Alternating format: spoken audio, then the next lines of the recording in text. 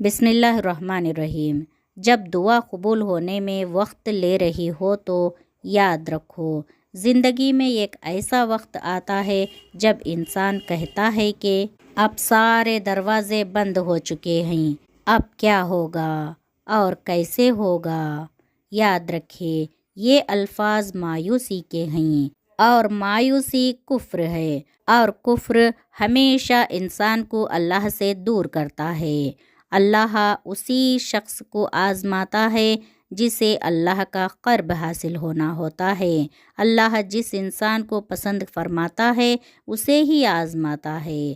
پھر ہمیں یہ معلوم ہونا لازمی ہے کہ جو ہو رہا ہے وہ اللہ کی اجازت سے ہی ہو رہا ہے، اور اللہ ہمیشہ آزمائش کے وقت صبر کے بعد اس چیز سے نوازتا ہے جس چیز کا آپ طلب رکھتے ہیں، جس چیز کی خواہش آپ کے دل میں رکھتے ہیں۔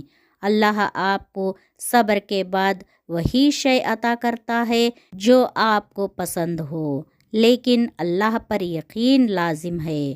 اللہ اس بندے سے بہت خوش ہوتا ہے جو اس کے کاموں پر یقین رکھے، اور جسے یہ معلوم ہو کہ ہر آزمائش کے بعد ہی بلند مقام حاصل ہوتا ہے۔ اللہ کی رحمت سے مایوس نہ ہو، اللہ ہمیں دیکھ بھی رہا ہے اور سن بھی رہا ہے۔ سورہ غافر میں اللہ تعالیٰ فرماتا ہے، اور تمہارے رب نے فرمایا مجھ سے دعا کرو، میں دعا قبول کروں گا۔